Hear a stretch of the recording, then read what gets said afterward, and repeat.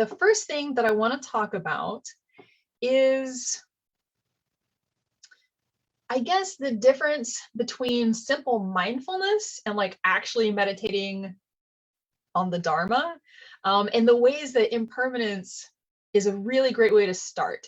So I think we all know about mindfulness. We all know that we can, take some mindful breaths. That mindfulness can be really good for our physical health, our mental health, our state of mind, our mood. Like, we're in the middle of COVID. It's a wonderful way to stop, going down like a doom spiral in our mind. But the thing I also want to like underscore is that that's not all there is to meditation. Like, the Buddhist way of using meditation obviously starts with mindfulness. You got to have that first. But there's so much you can do after you've established that base of being able to like sit and have your mind kind of focused on an object, at least for a while.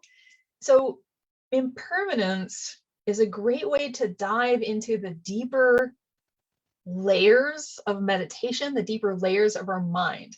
And if you're wondering why, I mean, impermanence is not like a sexy topic to talk about. I don't know about you, but I usually find like emptiness a really sexy topic. And I'm like, oh yeah, types of emptiness, analyzing for emptiness, what exists, maybe nothing exists, do I exist?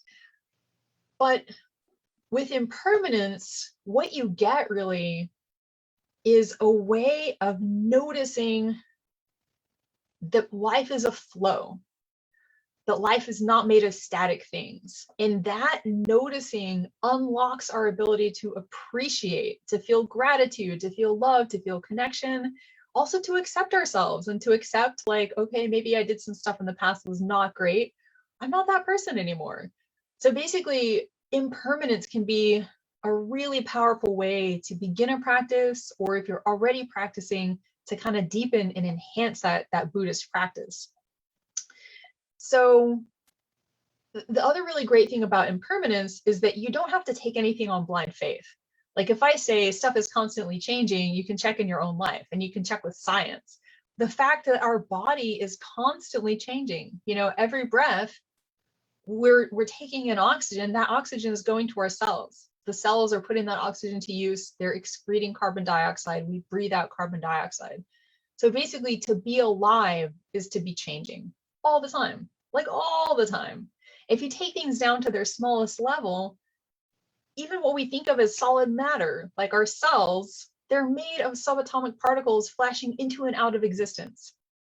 So if we had the perceptual apparatus to really like see the world more clearly on a smaller scale, we wouldn't be able to ignore impermanence.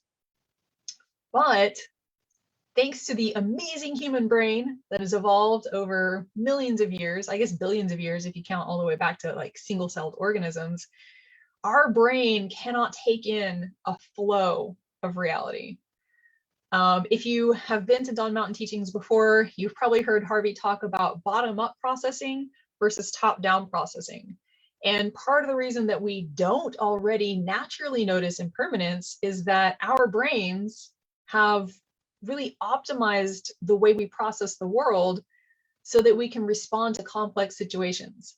So the top layer of our brain, like the cerebral cortex, sort of the outermost layer of our brain, to probably oversimplify things, it's the one that's most involved with putting conceptual labels on things, recognizing patterns, using words, using language to kind of organize our experience and our world.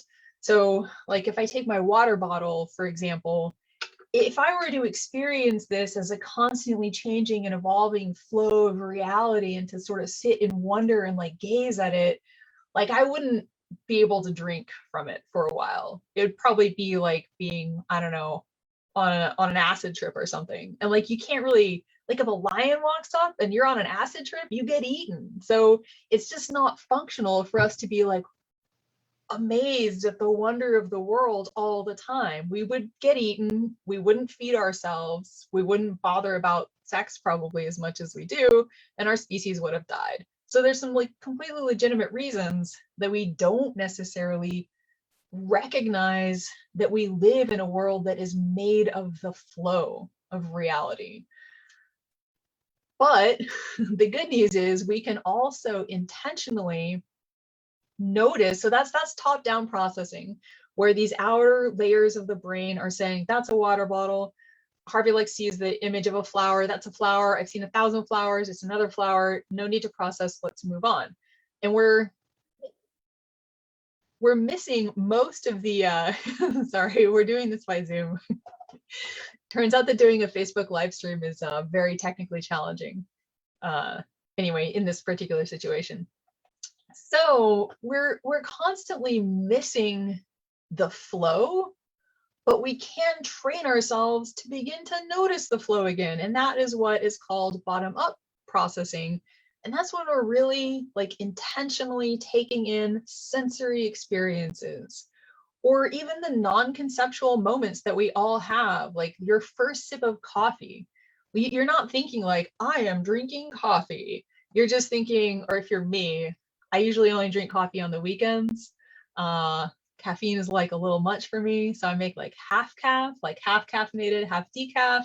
And that first sip, like I haven't had any coffee for almost a week, and I sip it and like,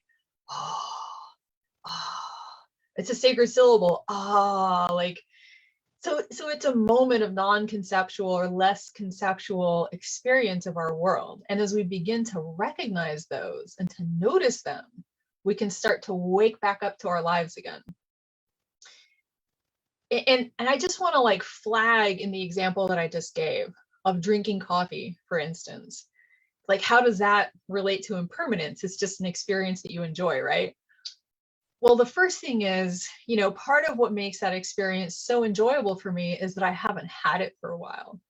So like the time that's elapsed between the last time I sipped coffee and this time sipping coffee helps to contribute to that sense of the freshness of the experience. Like I usually have kind of forgotten a bit what the first sip is like.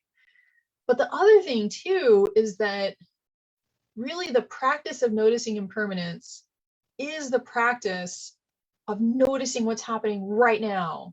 And again, to tie this back into the sort of bottom-up versus top-down processing, when we're in a top-down mode, when we have a label for everything, we slap it on and we move on, which is great. Again, I mean, a lot of us work in jobs or other situations where we have to do just a lot of things quickly. But as we tune back into the changes, the constant changes in what we're experiencing, that's where we find the freshness in our lives. It's that bottom-up processing.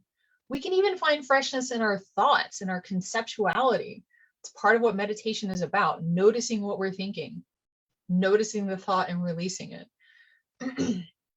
So even the experience of sipping coffee is related to the experience of impermanence.